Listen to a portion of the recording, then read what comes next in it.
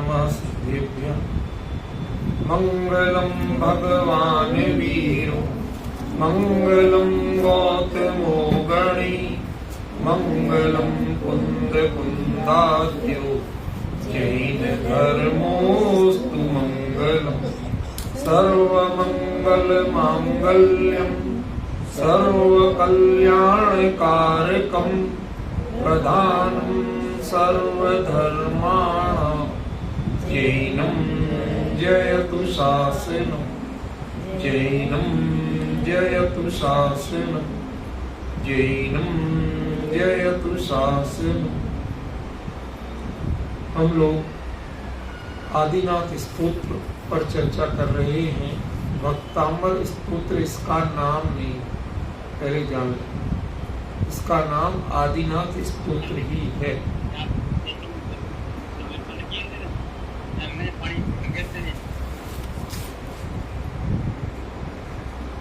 जिनके सज्जन ने यदि ऑनलाइन में माइक क्या बताया मैंने, रोज कुछ ना कुछ नई जानकारी भी मिलेगी आपको।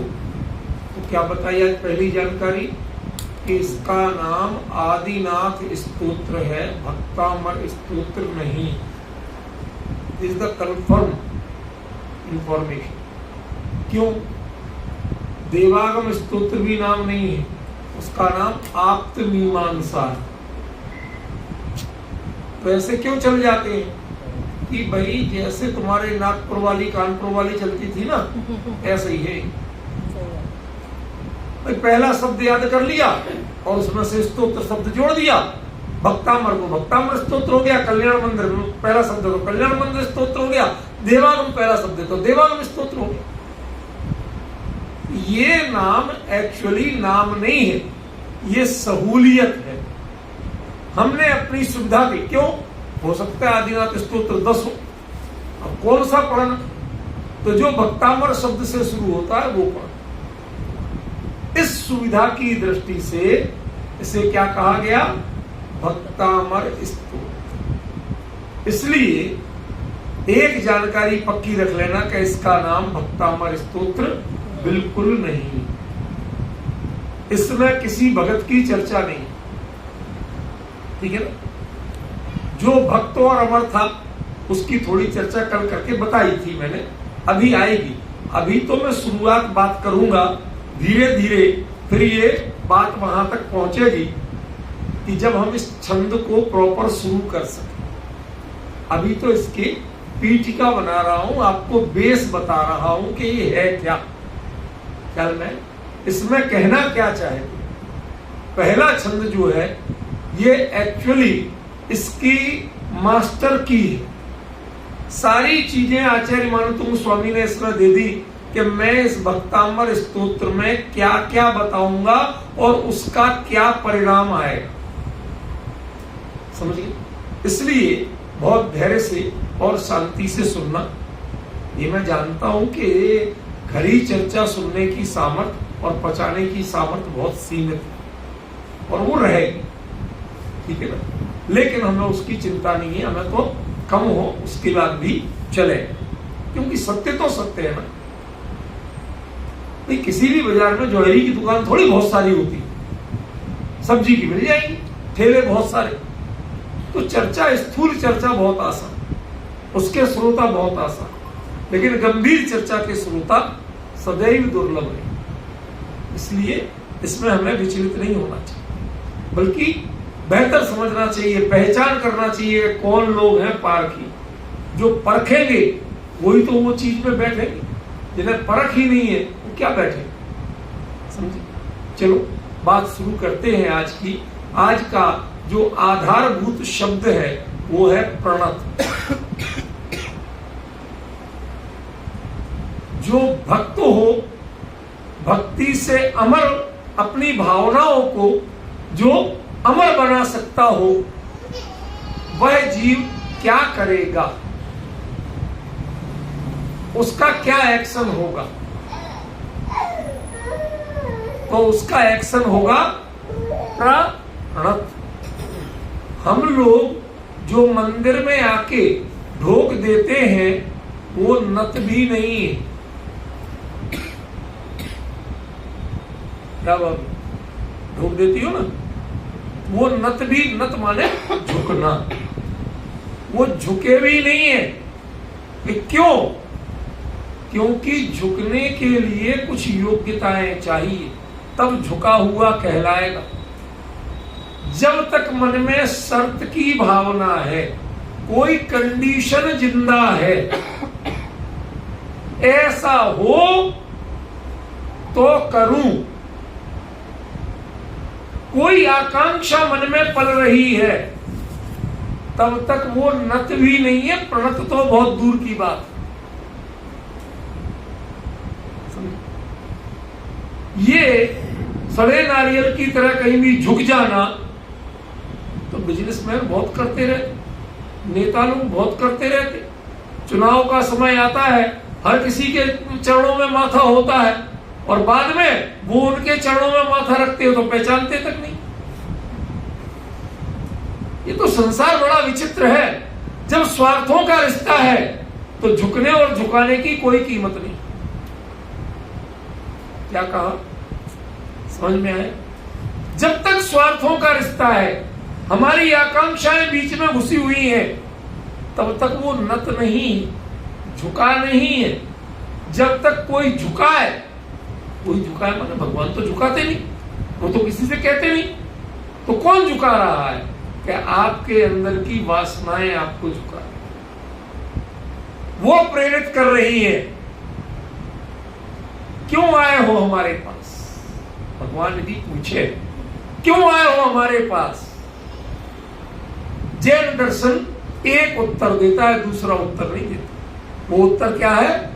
वंदे तद्गुण लभते। भगवान, मैं तो आप जैसे गुण प्राप्त करने, हमारी प्रणति भी आपकी प्रणति से मिले, हम तो मात्र इसलिए आए, और कोई हमारा एजेंडा नहीं, कोई हिडन एजेंडा नहीं, मन में कोई लालसा लेके नहीं आए। और लालसा यदि है तो तय जानना कि वो ना तो जैन है, ना झुका है, ना झुकना उसने जाना। बहुत गंभीर विषय है ये। इस पे अकेले, इस पे एक शब्द पे सुदेश बाबू, उस समय जब चर्चा चली थी तो लगभग 7 घंटे ये शब्द चला था। आपको उतना लंबा नहीं चलाऊंगा क्योंकि अब आप लोग समझदार हैं, निष्कर्ष जल्दी देने की कोशिश करूंगा, लेकिन एक शब्द पे 7 घंटे चला था। पहले ही शब्द पूरा होने में करीब 17-18 घंटे लगे थे। इसलिए मुझे कोशिश जरूर करना है कि इन 10 दिनों में कम से कम 1-2 छंद तो करूं, ताकि आपको लगे तो सही कि भक्तांबर में क्या है। ठीक है? नत किसे कहते हैं?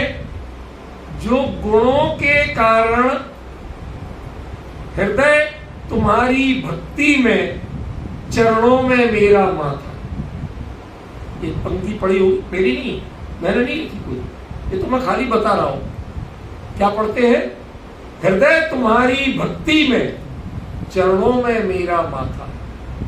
जब तक हृदय भक्ति से ओतप्रोत नहीं होगा,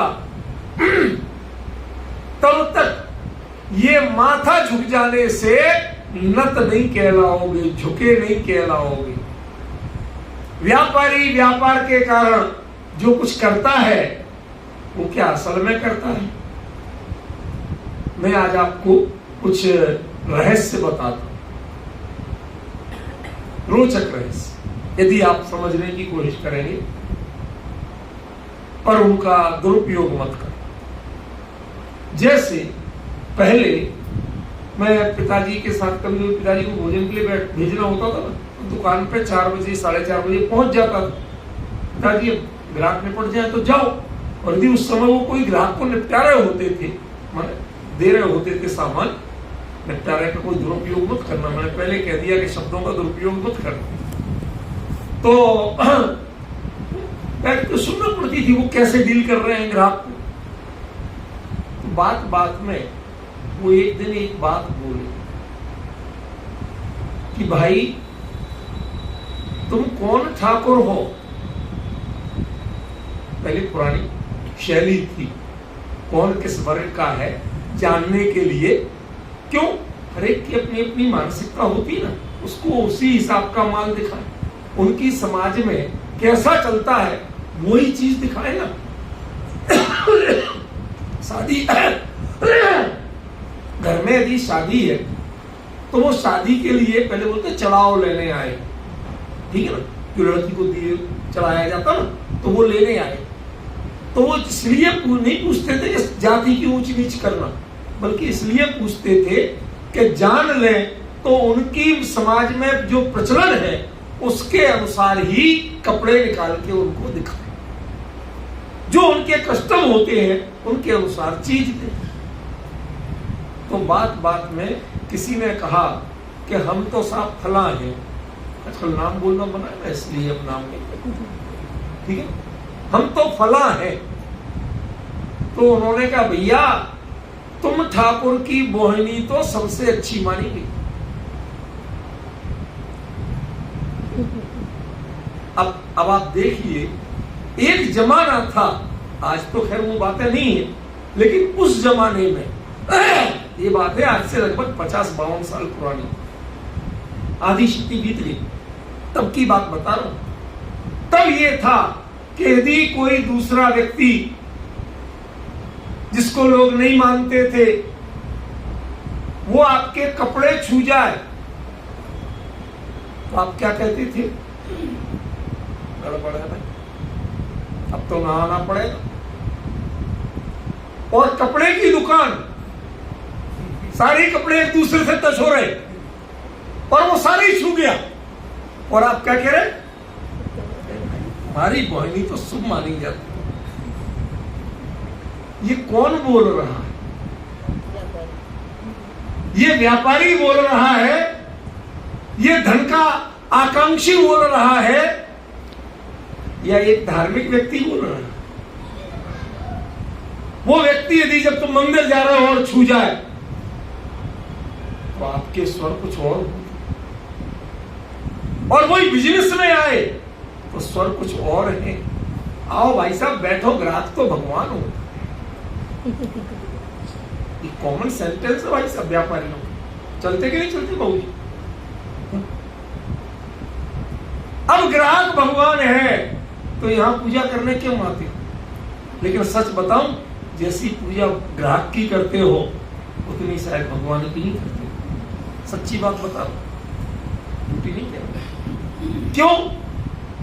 सामग्री तो चढ़ा देते हो, लेकिन जितना बहुमान, जितना विश्वास कि इसके कारण मेरा घर चलेगा, मुझे आमदनी होगी, मैं संपन्न बनूंगा, जितना विश्वास उसके प्रति है उतना शायद भगवान के प्रति नहीं है। कर लेते हैं भाई साहब, जब और रास्ता नहीं मिलता तो ये भी कर लेते। ये हमारी सोच की बड़ी भारी कमजोरी है, समझ में आ रहा? बहुत बड़ी कमजोरी है हमारी। हमने अपने आप को बड़ा विकृत बना रखा। जितनी भक्ति उस भौतिक व्यक्ति की दिखती है, उतनी भक्ति, उतना विश्वास आपके मन में भगवान का। और जब विश्वास ही नहीं है तो नत किसके सामने होगी? फिर तो आप असल में नत अपने स्वार्थों के सामने। जो व्यक्ति तुम्हें मंदिर जाते समय जिसका स्पर्श स्वीकार नहीं है, उसको तुम गद्दी के बगल में बिठा के और सारे कपड़े छुआ देते हो, कौन ये अनुमति दे रहा? और उसके बाद खुश होते हो क्यों? क्योंकि कुछ कागज के नोट हमें मिल जाएंगे, कमाई का साधन मिल जाएगा। कितना बड़ा अंतर पड़ा बेटिया, पड़ा ना? तो ये दुनिया स्वार्थों से जो झुकती है उसे व्यापार कहते हैं, उसे नमन नहीं कहते, उसे झुकना नहीं कहते हैं। आप सामने वाले के सामने झुके कब हो? आप तो अपनी स्वार्थों के सामने झुके। जैसे वो लोग व्यापारी बुलाता है, हाँ भाई साहब बैठो, तुम तो पहला ग्राहक भगवान होता है। ये सब क्या है? ये शब्द क्या है? यदि मैं ही भगवान हूं, वो ग्राहक का है, तो सेठ जी हमारी पूजा कर लिया करो, चलाओ लाओ सामग्री, धोती दुपट्टा पहन के आओ, कहने की बात। असल में ग्राहक भगवान नहीं है, असल में तुम्हारा लोभ भगवान है। तुम्हारा तुम झुक रहे हो लोभ के सामने, तुम जिनबिंब के सामने नहीं झुक रहे। यदि वह झुकना नहीं है तो यहां पर भी यदि स्वार्थ लेके बैठे हो तो ये झुकना कैसे हो जाए? तन झुका है तो माटी के सामने झुक जाए, पुद्गल के सामने झुक जाए, तो इससे चेतन झुक गया और चेतन को आपने जान लिया। ये परिभाषा कहां से है? ये अर्थ कहां से लगाया आप? समझे कि नहीं? इसलिए बहुत शांति से, बहुत धैर्य से बात को समझे। जब तक स्वार्थों का रिश्ता है तब तक झुकना नहीं है। वह सामने वाले के सामने नहीं झुक रहे हो आप अपने स्वार्थों के सामने झुक रहे हो, अपनी कमजोरियों के सामने झुक रहे हो। आप असल में एक सफल व्यापारी हो और कुछ। सफल नेता हो सकते हो वोट लेने के लिए, जो हर दरवाजे झुकते हैं, बाकायदा लेट भी जाए चरणों में, तो भी इनकी कीमत मत करना। ये लोग वोट लेने के बाद पहचानेंगे भी नहीं। ऐसे ही अपना स्वार्थ सिद्ध करने के बाद कोई क्या भगवान हमारी बीमारी दूर हो जाए, अद्भुत भीषण जलोदर भार बहुना, रटे जाओ। क्या है ये कौन सा मनोरोग है? शांत भाव से कह रहा हूं मैं, आक्रोश में नहीं कह रहा हूं, मनोरोग है ये और कुछ नहीं। क्यों? क्योंकि जब आचार्य ने पहले ही छंद में कह दिया कि भक्त कौन है और किसकी भक्ति अमर है, कि जो प्रणत होना जानता है। आप तो अभी नत होना भी नहीं जानते हो, प्रणत होना तो क्या सीखो? और जो प्रणत ही नहीं हुआ उसके लिए तो आगे का भक्त अमर है ही नहीं, आगे के छंद है ही नहीं। वो तो लिखे उसके लिए गए हैं जो प्रणत होना जानता। पहले भक्ति हृदय में भरे, भावों में भक्ति भरे, भक्त बने, और ऐसी भक्ति हो कि जीवन में पर्याय बदलती जाए, परिस्थितियां बदलती जाए, परंतु उसकी भावनाएं नहीं बदले। तब तो वो भक्त अमर होगा। और जो भक्त होगा, जिसकी भक्ति अमर होगी, वही प्रणत होना जानता है। यदि आपको प्रणत शब्द का अर्थ नहीं आता है, इसका मतलब है कि ना आप भक्त हो और ना आपकी भक्ति अमर। ये कला तो अकेले उसको आती है कि जिसके हृदय में भक्ति हो और जिसकी भक्ति अमिट हो, परिस्थितियों के साथ बदलने वाली नहीं हो, स्वार्थों के साथ बदलने वाली नहीं हो। हम वीतराग को पूजते हैं तो वीतराग को ही पूजेंगे, लेकिन साहब क्या करें, हरियाली तीज, रूट तीज, ये और वो अगड़म बगड़म दुनिया भर के भी तो साहब हमारे यहाँ पुरानी परिपाटी चली आ रही है राजस्थान की। क्यों भाई साहब?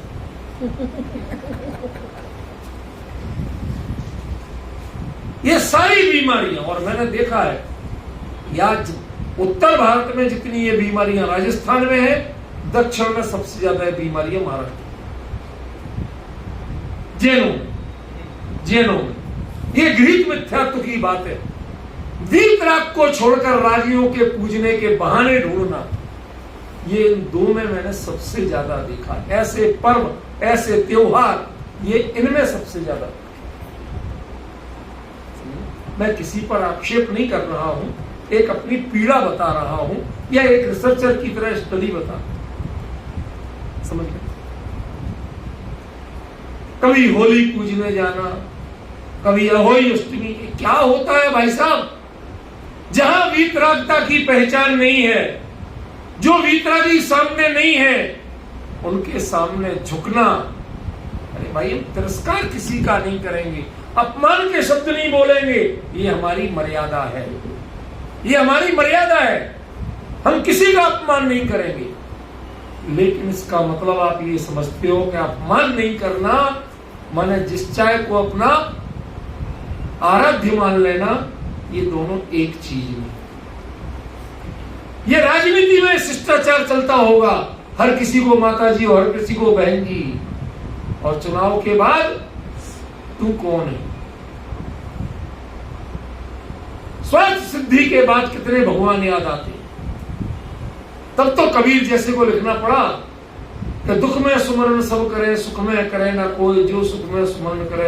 यद्यपि मैं उससे कोई पूरी तरह सहमत नहीं हूं, मैं उसके एक सीमित अंश की बात कर रहा हूं कि हम परेशानी में याद करते हैं और अनुकूलता आते ही एक बार चढ़ावा चढ़ा है, हो गया, बस खत्म। अब आगे जब परेशानी आएगी, जब आएगी। भक्त कौन है कि जो परेशानी हो चाहे अनुकूलता हो, उसकी शिकायत या धन्यवाद, इन दोनों की बातें, इन दोनों की भावनाएं लिए बिना, शब्द ध्यान देना सुदेश बाबू, लिए बिना, जो अपने अंदर के भक्ति और बहुमान से, भावों से तो निरंतर साथ रहता है, क्योंकि भक्त अमर भावों से निरंतर साथ रहता है, लेकिन द्रव्य रूप से जब जब मौका मिले तब तब आता ही। हमारे यहां एक बात कही जाती है, त्रिसंध्यम अभिवंदी, पूर्व मध्य अपराह्न की वेला। सब पढ़ते हो कि नहीं पढ़ते? क्यों भाई सब कितनी बार आते हो मंदिर?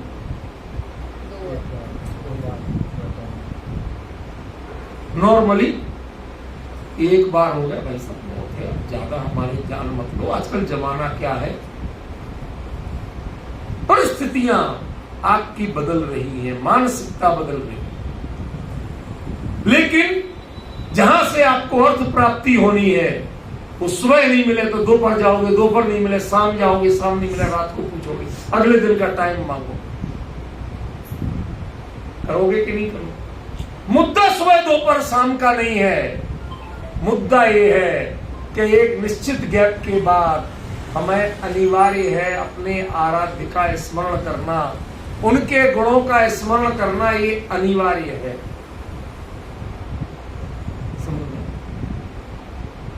अरे कम से कम जब तक होश रहे तब तक तो भक्ति को अमर बनाओ। यदि तुम वास्तव में प्रणत होना जानते हो, प्रणत होना एक ऐसी कला है, आपको जब ये शब्द पूरा होगा ना तब आप नाचेंगे खुशी के मारे। एक ऐसी कला है कि जो सीख जाएगा वो तो बारंबार आना चाहिए। हमारे बुंदेलखंड में एक कहावत चलती है, लपकी गाय गुलेंदो खाए, बेर बेर महुआ तरे आए। सब नहीं आया होगा ना समझ? महुआ तो समझते हो, जिसकी शराब बनती है। एक पेड़, बड़ा सारा पेड़ होता है, उस पर एक फूल सा लगता है, बाद में उसका फल लगता है, उसे गुली बोलते हैं, और गुली का तेल निकलता है, वो उसी काम आती है। तो वो महुआ मादक भी होता है और पक जाए तो मीठा भी होता है। तो जो गाय है उसको वो खाने नहीं देते। क्यों? नशेड़ी हो जाए, आवारा हो जाए, उद्दंड हो जाए, मालिक कोई कुचल दे, उसके आगे उसे फिर कुछ नहीं सुहाता। समझ गए? तो जो महुआ पेड़ में जब पकता है तो बड़ा पेड़ होता है, बड़ा आम जैसा पेड़। अब इतना बड़ा पेड़ चारों ओर फैला, अब फूल है, एक इधर टपका, एक उधर टपका, एक उधर टपका।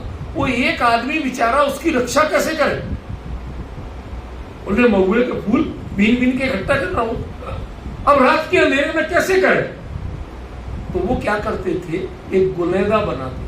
देखो एक गुलेंदा में भी बहुत मर्म है इस प्रकरण के अनुसार, इसलिए बता रहा हूं। गुलेंदा उसे कहते हैं कि एक तरह की रस्सी या रबर की रस्सी लगी हुई, और आगे एक थोड़ा सा प्योर पत्थर तो नहीं, पर पत्थर के ऊपर कपड़ा वपड़ा लपेट के, कुछ कुछ पत्थर जैसा, माने चोट पत्थर जितनी नहीं लगे लेकिन चोट लगे।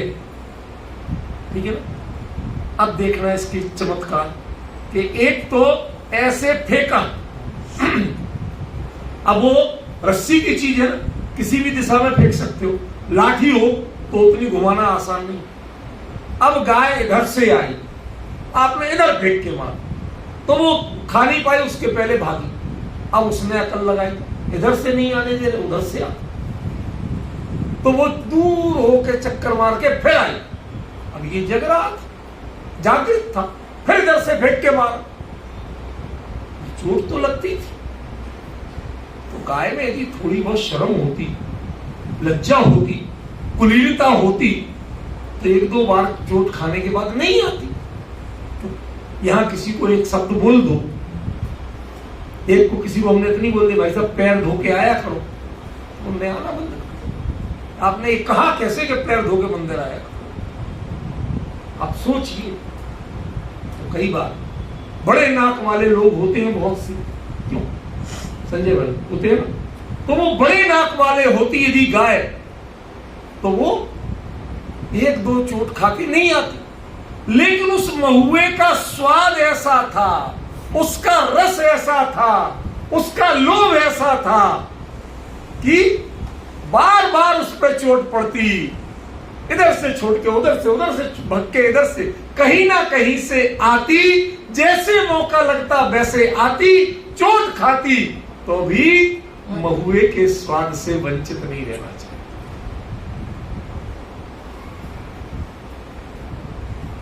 दिस कॉल्ड नथ, ये है नथ। नथ की बात नहीं कर रहा हूं, नथ झुकने की बात। जिस विषय में आपका हृदय अनुरक्त हो गया, जिस विषय में आपका हृदय समर्पित हो गया, उसके बाद आप अशुभ के उदय को, कर्म के असाता वेदनी की चोटों से विचलित नहीं होते हैं। यदि वीतराग के प्रति आपका हृदय समर्पित हो गया, तो कितनी प्रतिकूलताएं आए, आप बहाना नहीं करेंगे, भाई साहब आज जरा तबीयत ठीक नहीं, भाई साहब आज जरा ऐसा था, भाई साहब आज जरा ऐसा था। अजय बाबू, भाई साहब वो क्या करें, देर तक, मुझे पता है एक नाराज नहीं होते इसलिए उनकी बात करें, और जो नाराज होते हैं उनसे बहुत डरता होता है। यदि इसका रस लगा होता, इनकी सच्ची भक्ति हृदय में जगी होती, भाई साहब कभी टोकना नहीं।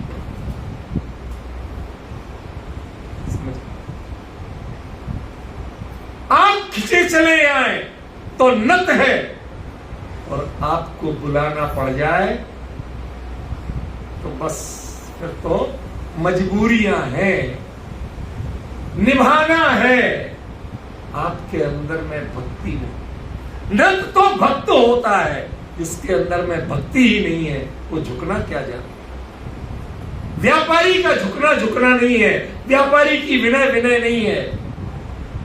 ये सब स्वार्थों का रिश्ता नाता है। जिन्होंने सांसारिक स्वार्थों के साथ भगवान के दर्शन शुरू किए हैं, भगवान की स्तुति शुरू की है, कोई स्तोत्र पढ़ने का संकल्प और नियम लिया है, सच बताऊं इस स्तोत्र के प्रति अत्यंत भक्ति बहुमान है मेरे। लेकिन सच बताऊं, कभी भी पढ़ने को बैठूं तो मुझे अपने आप में लगता है जैसे मैं चोरी कर रहा हूं। क्यों? क्योंकि इस स्तोत्र को पढ़ते वो ही हैं जिन्हें स्वार्थों का रिश्ता नाता होता है।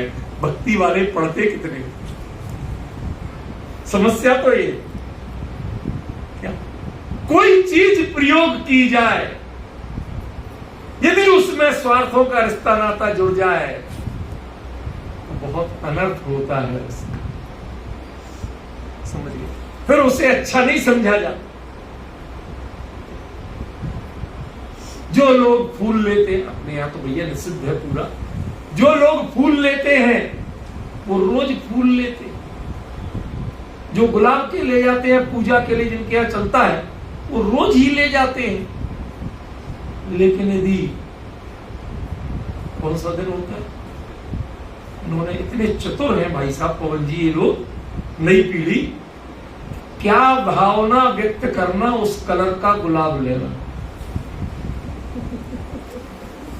इतने चतुर, कलर तक से पहचानते।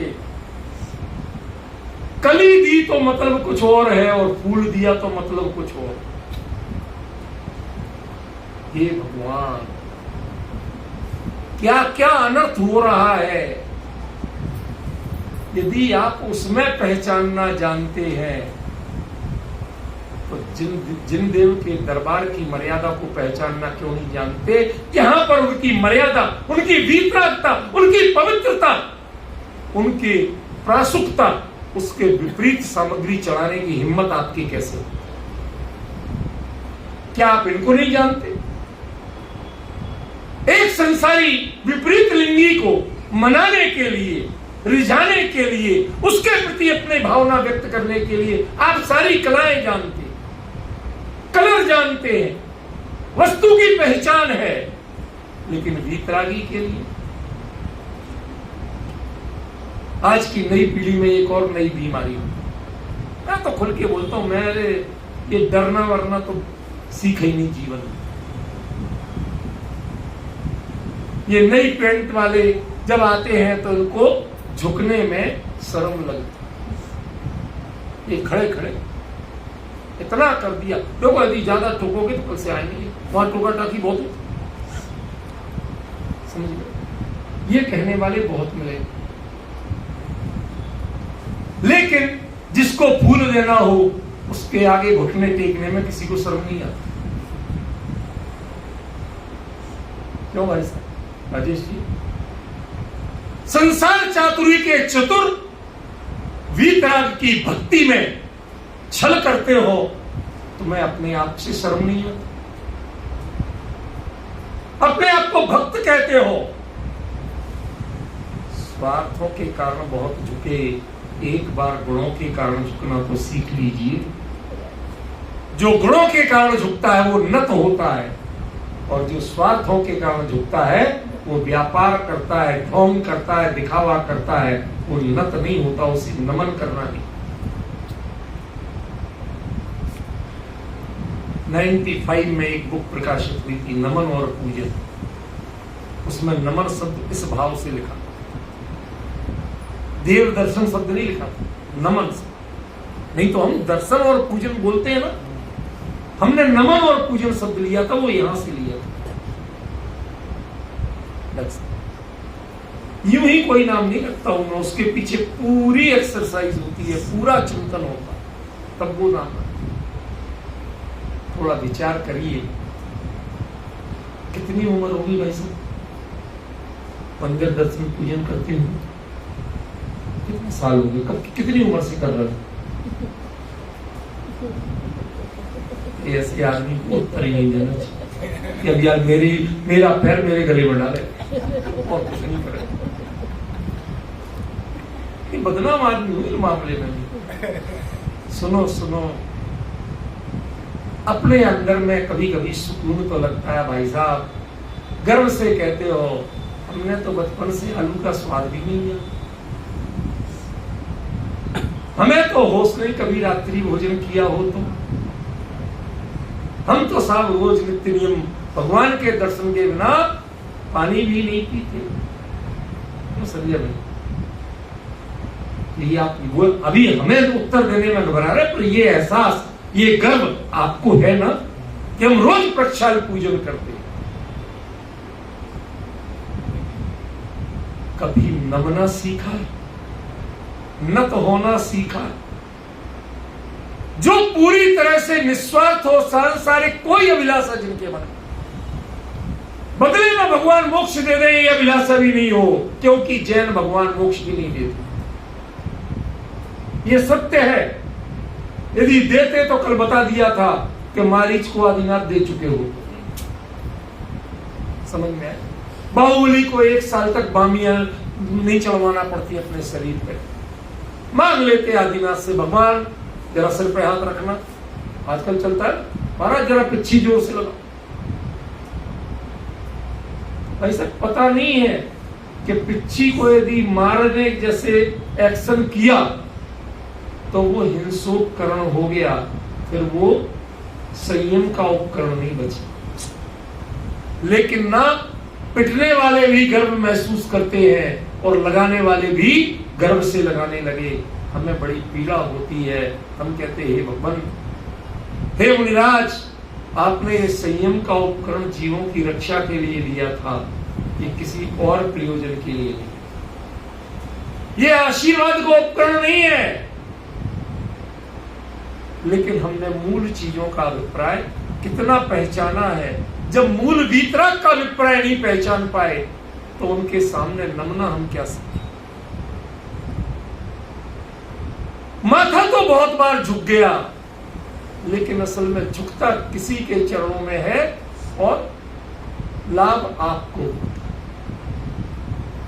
कुछ गलत शब्द, गलत दृष्टांत दे रहा हूं क्षमा याचना के साथ, लेकिन इससे सटीक दृष्टांत नहीं है, इसलिए दे रहा।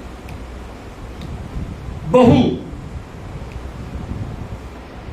सास के पैरों में झुकती है, दो फायदे। एक तो दुनिया समझेगी बहू कितनी सुशील, और दूसरा इस देश में जितने आशीर्वाद दिए जाते हैं, जो देता है उसको उसका ढीला भी फायदा नहीं है, दूसरे को दूध हो नहाओ पूतो फलो। अब दूध से कौन नहाएगा भाई? जिसके घर में इतनी संपत्ति होगी वही तो दूध हो नहाओ। हमारा दूध से नहाना कोई बड़ी चीज है, ये नहीं है, वो एक प्रतीक, सिंबॉलिक है, समझ में? कि इतनी संपत्ति हो कि तुम दूध से नहाने की क्षमता रहे तुम्हारे घर में, और पूतो फलो, तुम्हारे पुत्र हो, सेवा करें, कुल का नाम रोशन करें, अखंड सौभाग्यवती रहो। क्यों? जितने आशीर्वाद दिए उससे फायदा सास को हुआ कि बहू को? सास को कुछ भी नहीं। वो इसीलिए तो झुकती है कि चरणों में इनके झुकती है, फायदा मेरा हो। और इस देश में गालियां पुरुषों को जितनी दी जाती हैं, उनसे अपमान सिर्फ स्त्रियां होती है, पुरुष नहीं। मैं वो शब्द जीवन में नहीं बोला भैया, बोल ही नहीं सकता, यहां और वहां कहीं नहीं बोल सकता, लेकिन आप लोग समझदार। जितनी गालियां दी जाएंगी उससे अपमानित कौन होगी? स्त्री। और गाली दी जा रही है पुरुष। किसको दी गई गाली? गाली से अपमानित होते हैं। अपमानित यदि स्त्री हो रही है तो वो गाली पुरुष को कैसे? ऐसे तुम्हारे सिर झुकाने से यदि लाभ तुम्हारा हो रहा है, लाभ माने भौतिक स्वार्थों का, तो तुम उनके चरणों में कहां झुके? तुम तो अपने भोगों के चरणों में झुके। तो ना भक्ति हुई, ना भक्ति अमर हुई, और ना तुमने झुकना सीखा। एक बार झुकना सीखो तो सही। जिनको देखो उनके अंतर बाह्य स्वरूप का विचार करो, और विचार कर करके, बहुमान कर करके इतना बहुमान हो कि कब चरणों में झुक जाए पता नहीं चलता। मैं एक सही घटना बताता हूं। वो जमाना था जब ट्रेन में स्लीपर जो होता था ना, स्लीपर क्लास शुरू तो हो गई थी, लेकिन उसमें रिस्ट्रिक्शंस नहीं थी। मीन्स आपका यदि रिजर्वेशन है तो आप बैठोगे, लेकिन जनरल टिकट वाले भी भाई साहब यहीं तक जाना, जनरल डिब्बे में घुसने की जगह नहीं। क्या करें, जाएंगे तो टिकट लिया है, ऐसे हम सब बोलते थे कि नहीं बोलते, तो वो घुस जाते। तो एक किसी नौजवान का रिजर्वेशन था स्लीपर की बर्थ पे, लोअर पे, वो आराम से टांग फैला के लेटा पड़ा। तो लोग चले कुछ, तो आखिरकार जिनके ऊपर की बर्थ थी वो भी बैठे, दिन का समय था, तो उनको वो भी बैठ गया बेचारा, लेकिन वो सबसे चौड़ा होके बैठा था कि नीचे की बर्थ तो हमारी। अब इतने में कोई एक बुजुर्ग आए और उन्होंने कहा, थोड़ा सा जगह खाली देखी, घुस गए। तो भाई बुजुर्ग की तो इज्जत करेंगे ही करेंगे, बैठ गए। और लगा कहता, अरे क्या है आपका रिजर्वेशन है, कहाँ है आपकी सीट, क्यों घुसे जा रहा हूं मेरी जगह पे? बेटा यहीं तक जाना। कहां तक जाना? फला जगह। अब संयोग की बात, वो लड़का भी वहीं का था, वहीं जा। और उसे पता था कि क्यों जा रहा, क्योंकि ससुराल वाले, जो होने वाली ससुराल, वो लड़की वाले देखने आ रहे। आप भी वहीं जा रहे, थोड़ा सा नरम।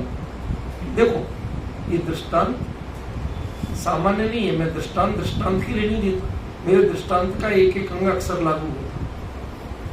पता चला कि मंजिल एक है, परिणामों में कुछ नरमी आई। आपने भापा है कभी अपने परिणामों को कि आपकी और उनकी मंजिल एक? दोनों सिद्ध बनना चाहते हो, दोनों संसार चक्र से मुक्त होना चाहते हो? मापा है कभी? टटोला है अपने परिणामों को, अपने संकल्प को संभाला है कभी? नहीं संभाला तो भाई साहब आप प्रणत नहीं हो सकते। अरे स्वार्थों से नट भी होता है तो उसका भी एक क्रम होता है।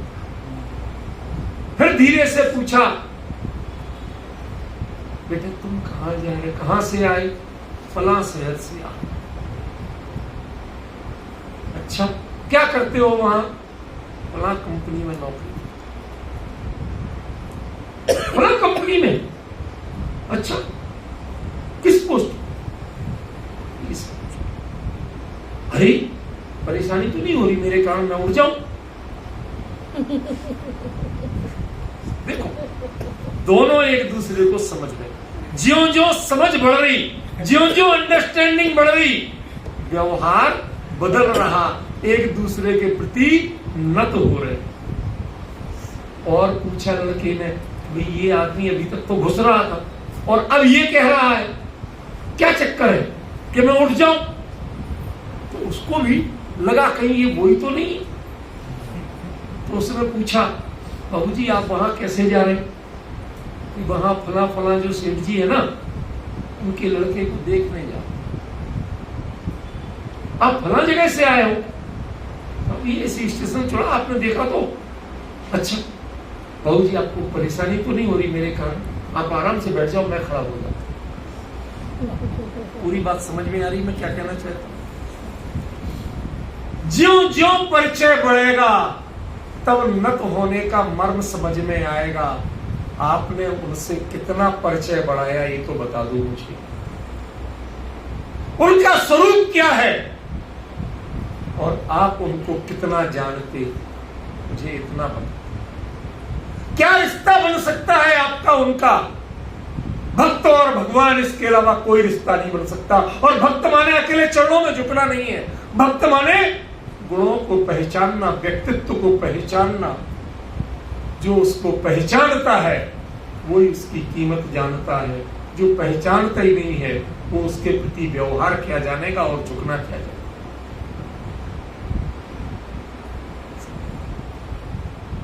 आज तक आपने स्तुतियां, पोथी में छपी स्तुतियां बहुत पढ़ी हैं, कभी मन से दो लाइनें निकली?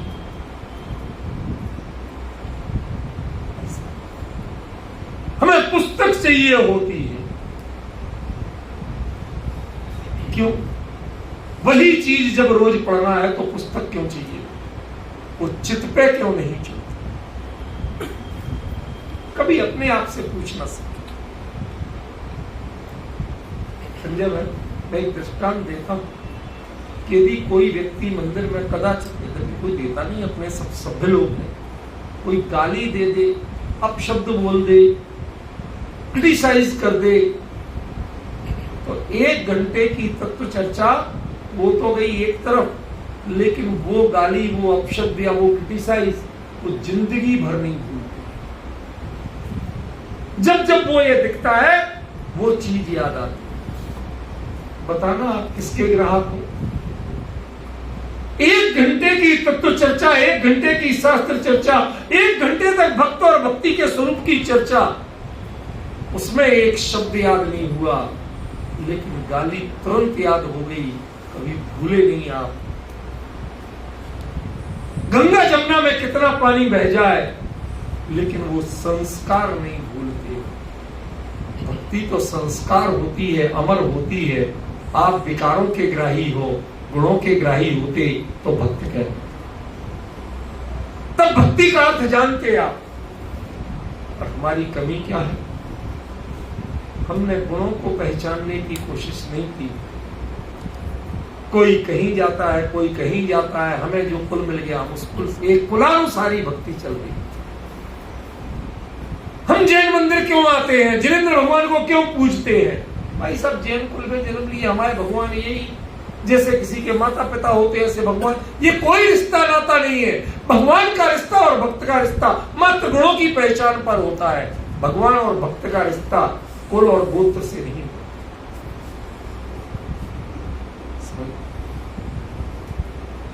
एक समय ऐसा था, मैं अपनी ईमानदारी से असलियत बता रहा हूं, एक समय ऐसा था मैंने अपने आप से प्रश्न किया, तुम वीतराग को यहां पूजते हो, वीतराग सर्वज्ञ हितंकर भव्य, ये सब जो स्तुतियां पढ़ते हो, प्रभु पतित पावन की स्तुति पढ़ते हो, ये जो इनको ही पूजते हो क्यों? मुसलमान मस्जिद ही क्यों जाए, वो उन्हीं को क्यों पूजे? एक प्रश्न डॉक्टर साहब, मैंने ईमानदारी से मैंने लगभग हर धर्म के मूल ग्रंथ को खरीदा, नहीं मिला तो लाइब्रेरी में पूरा आद्योपांत पढ़ा, बाइबल पढ़ी, कुरान पढ़ा, गीता पढ़ी, समझ में, वेद पढ़े, उपनिषद पढ़े, समझ में ना, बौद्ध ग्रंथ सारे, त्रिपिटक पढ़े। क्या कह रहे हैं ये? क्या तुम्हें जो चाहिए वो इनके पास है? पहले आपको भी तो तय करना पड़ेगा क्या चाहिए आपको। सांसारिक स्वार्थ चाहिए कि आत्मिक उत्कर्ष चाहिए?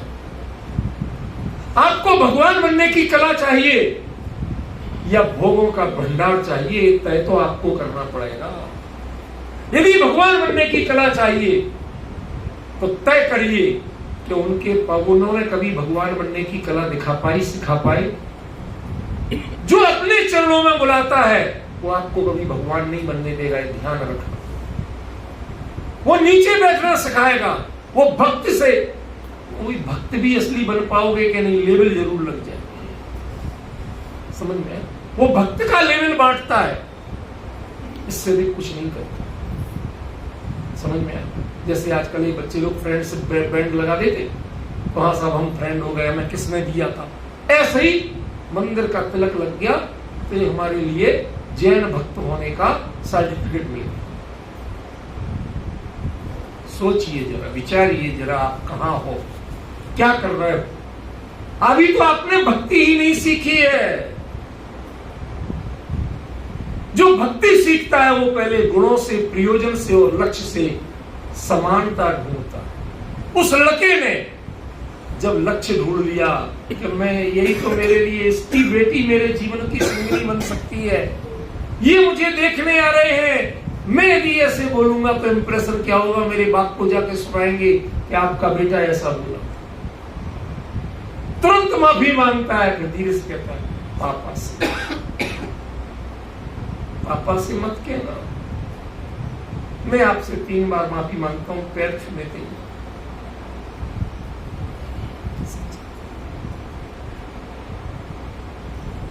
प्रभु वीतराग हो, आप सर्वज्ञ हो, सर्वज्ञता में मेरा अपराध जो झलका हो, वह मिच्छामि दुक्कडम, मेरा दुष्कृत मिथ्या हो जाए।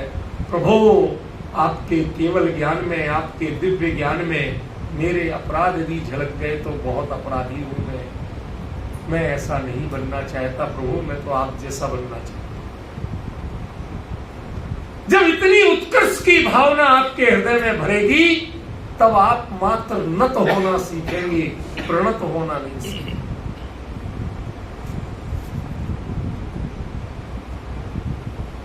अब आप सोचिए नमन पूजन नाम कैसे रखा गया होगा, कितने चिंतन के बाद रखा, उसके पीछे की फीलिंग्स और संवेदनाएं क्या रही हो। 2 साल लग गए थे उस बुक को लिखने, 1-2 दिन, 2 साल। और वो जिन्होंने लिखवाई वो भी ऐसे महापुरुष सज्जन व्यक्ति थे।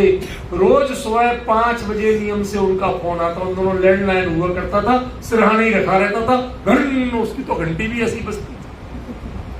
सुबह 5 बजे नहीं, घंटी बजी, डॉक्टर साहब तबीयत ठीक है, कुछ काम आगे बढ़ा नहीं, कोई बात नहीं, आप आराम से जब जैसे।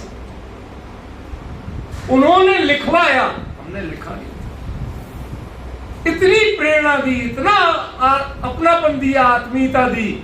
कहा भाई साहब आपने जो नत और नमन का अर्थ समझाया था, वो नमन और पूजन की विधि लिख दो। अभी तो आप नमन पे नहीं पहुंच पाए हैं, पूजन क्या होगा?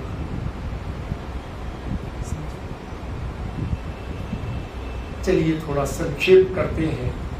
मेरे तो जब भाव खुलते हैं तो मैं घड़ी नहीं देखता, लेकिन हमें 10 दिन की मर्यादा देखना है। ये तो हमारे भाई साहब तो रोज आएंगे नहीं, तो ये हमसे बाद में कंप्लेंट करेंगे, इसलिए इनका डर रखता हूँ। नहीं भाई साहब, ऐसे नहीं है कौन जी, हमारे इस मंदिर के संस्थापकों में से ये है, सुदेश जी हैं, ये लोग संस्थापक हैं हमारे यहाँ, इसलिए इनका हम विशेष सम्मान करते हैं। सुनो आप, नत माने ज्यों ज्यों गुणों की पहचान होगी, ज्यों ज्यों दोनों का लक्ष्य एक लगेगा, मंजिल एक लगेगी, और दोनों एक जैसी प्रक्रियाएं अपनाएंगे, भले ही पूरी नहीं अपना सके, पर जो आप अपना चुके वो ही सही। भक्ति बड़ी विचित्र होती है। वो क्या कहता है रसखान कवि, जालक कुटिया रुकामरिया पर राजती हूँ पुर को तजी डाल। वो लगती लकड़ियां टेढ़ी मेढ़ी, कोई ढंग की नहीं थी, चंदन की भी नहीं थी, समझ में, और कंबल भी एकदम फटा चुका था, खराब, भेड़ के मोटे ऊन का। उस पर 3 लोक का राज्य त्याग कर दिया। क्यों? क्योंकि जब मन कृष्ण से मिला तो उन कृष्ण जी ने वो लकुटी और कमरिया ये जंगल में गाय चराने के लिए ले जाते थे, बस उनका स्पर्श ख्याल में है, अंदर का बहुमान इतना बड़ा, उसके लिए 3 लोग का राज्य त्यागने को भी।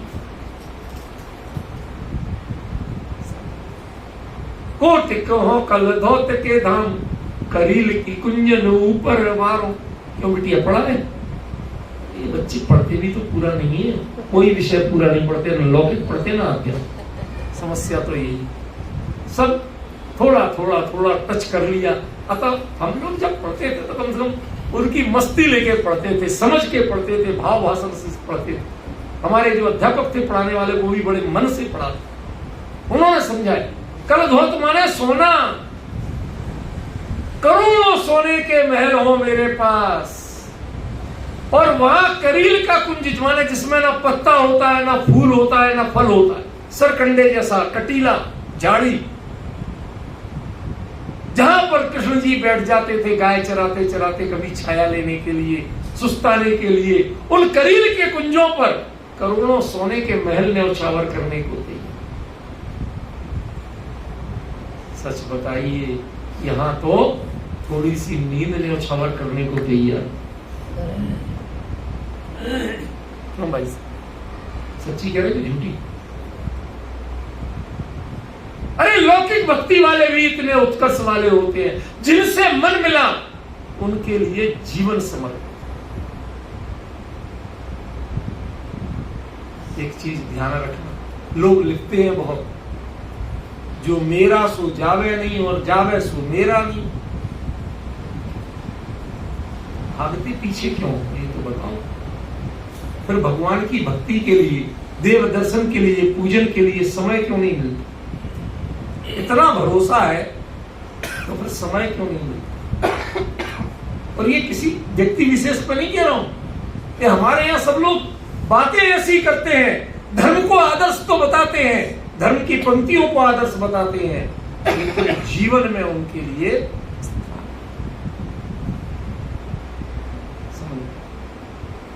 विचारना तो पड़ेगा कि असलियत क्या। वो लोग न तो होना तो कम से कम सीखे थे, जिनसे रिश्ता जोड़ा, उनके लिए यहां तो हम मांगते हैं और वो उनके लिए न्यौछावर करने को। क्यों? और कोई अच्छी चीजें नहीं ले रहे थे, कीमती चीजें नहीं ले रहे थे, टूटी फूटी थी, सड़ गल गई थी, पर उनमें एक आत्मीयता थी। डॉक्टर साहब, मैं एक प्रसंग बताना चाहता हूं, सच्ची घटना, आपको खुश हो या नाराज हो आपकी मर्जी है, मैं रोकूंगा नहीं। मैं शिखर जी की वंदना करने गया तो एक जगह कोई टोंक थी छोटी, वहां तो छोटे छोटे ऐसे बने, कोई मंदिर तो प्रॉपर बने नहीं है, ऊपर पहाड़ पे चरण चिन्ह बने।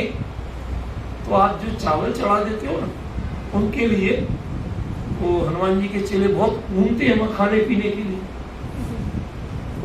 उनमें कोई यूनिवर्सिटी के पढ़े लिखे तो है नहीं, डिग्री होल्डर है नहीं, है क्या? नहीं है। तो वो तो अकेले चावल खाना जानते, उन्हें क्या रहना देना चरण क्या होते, तो वो बाकी अपने काम भी वही कर देते। समझो, अब मैं गया और मेरे लिए क्षमा करना, मैं क्षमा याचना के साथ बात कर रहा हूं। मैं गया था एक छोटे से बर्तन में, ढक्कन वाले में थोड़ा जल लेके और एक डब्बा खाली लेके और एक कपड़ा लेके कि मैं सब चरणों को पहुंच के और उनका गंधोदक बना के लाऊं। तो कुछ हो ही सकती, समझ में आया? तो मैं गया, अब मैंने उनको पहुंच और उसको निचोड़ा, उस कपड़े बर्तन में दूसरे जल लिया, उस पर डाला, उसको अच्छा निचोड़ा और माथे पे लगाया। तो वहां एक कोई होगा वहीं, क्या बावड़े आदमी, क्यों क्या ले रहे हो? ये सब बंदर करते रहते हैं, उनको पहुंच पहुंच के ले रहे हो और कह रहे भगवान का गंधोदक है। जान लिया मैंने, और मैं भी जानता हूं कि ये सब हो सकता है, क्योंकि उनमें कोई दरवाजे नहीं लगे, खिड़की ताले नहीं लगे, ओपन है सब। उसके बाद भी मैंने वो इकट्ठा किया, निचोड़ा और एक मट छोटा सा डिब्बा और ले गया था, तो हर टोक से इतनी इतनी मिट्टी इकट्ठी कर कहते क्या रख रहे हो? इनमें बंदरों ने पता नहीं क्या किया हो, या कुत्ते घूमते उनने पता नहीं क्या किया हो। तुम्हें वो सब दिखता है, हमें ये दिखता है कि यहाँ एक एक कण उतने नहीं है जितने भगवान यहां से। पता नहीं किसका स्पर्श इसमें हुआ हो, तुम्हें उसमें उनके त्रिंचों के संसर्ग दिखते हैं, और मुझे तीर्थंकरों और भगवंतों के सिद्धों का संपर्क दिखता है। हमारे लिए तो ये गंधोदक है, हमारे लिए पवित्र रज है, तुम्हारे लिए जो हो सो तुम देखो। और मैं आज भी है, मैं पूछना चाहता हूं, केमिकल टेस्ट में वो क्या है जो आप कहते हो वो हो सकता है, लेकिन इमोशनल टेस्ट में वो क्या है, ये बताओ। अब आप तो डॉक्टर हो, इसीलिए मैं क्षमा मांग लेता हूं, क्योंकि ये तो हर चीज के लिए लैब में टेस्ट कराते हैं, समझ में? यहां की लैब अलग है, यहां की लैब में इमोशनल टेस्टिंग होती है, केमिकल टेस्टिंग नहीं होती। यहां आना तो इमोशनल टेस्ट करा के देखना कि आपकी संवेदनाएं, आपकी भावनाएं कितनी जुड़ी और कितनी नहीं जुड़ी।